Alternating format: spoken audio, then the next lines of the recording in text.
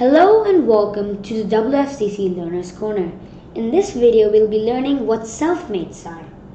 So, in the previous videos, we learned what helpmates were, and if you want to check them out, check out the links below in the description. So, what exactly are self-mates? Well, self-mates are when whites moving first must force the unwilling black to deliver checkmate within a specified number of moves. So, what does that mean? Basically, a self-mate in 2 would mean white, black, white forces black to checkmate white.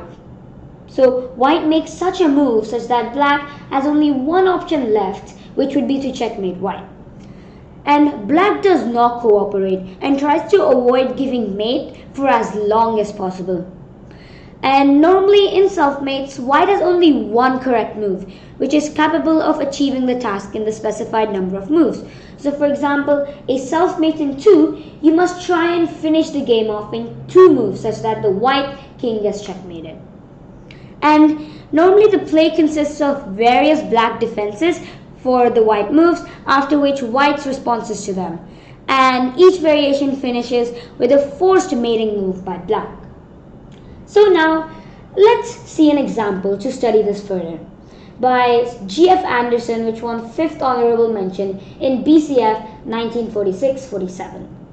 So this is a self-mate in 2. Like I said previously, it would go white, black, black is compelled to move and makes a mate to white.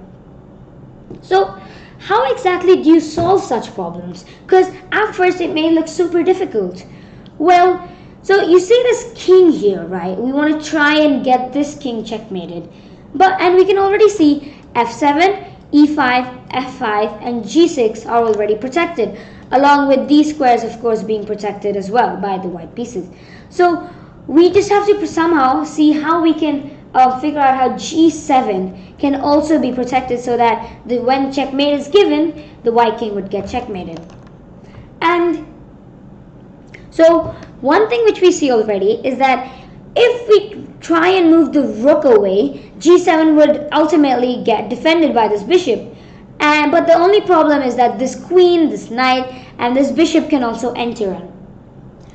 So normally in self-mates, when we're trying to solve these type of self-mates, we must try and have a comprehensive plan of what we want to achieve. So for in this instance, we want to try and force this black rook to move away so that this bishop can give checkmate and cover the g7 square, since this seems the most plausible option. And so we can play a move like bishop to a7. Now, of course, there are many different variations to bishop to a7 as to how black can respond. But the main threat is clear.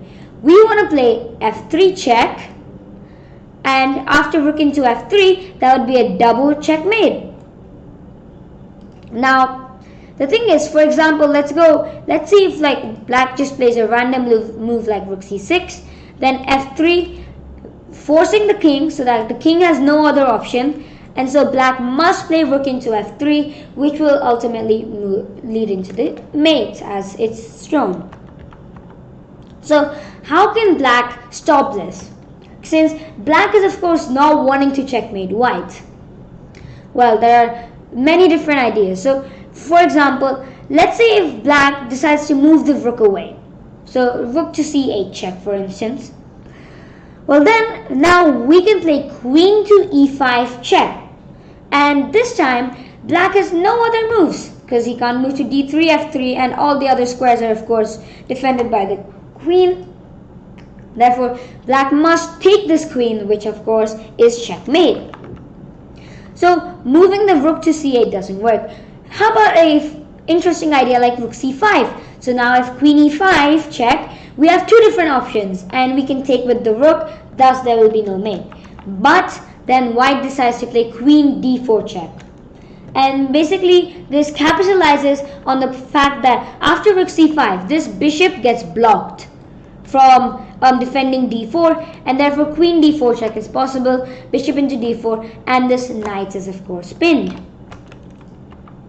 Okay, so rook c5, rook any other move, we have checked it out.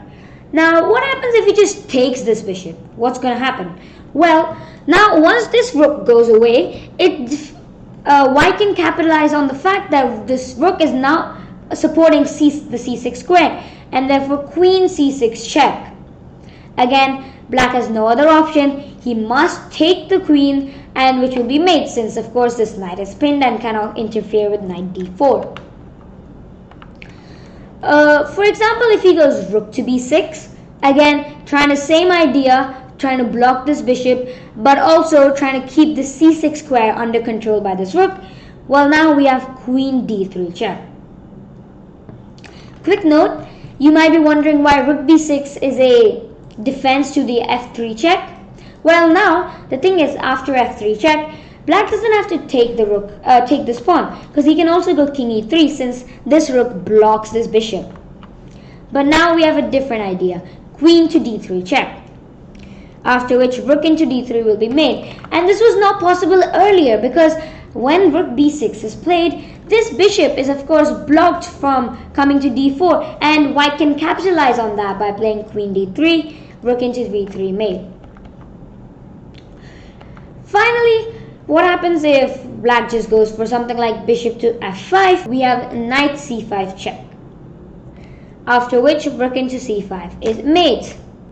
Since before we couldn't do knight c5 check, since after rook into c5 that would not be mate.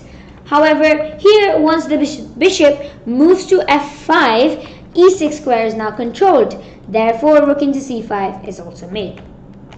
So, what did we learn from this example? Well, first of all, we learned what a self-mate was.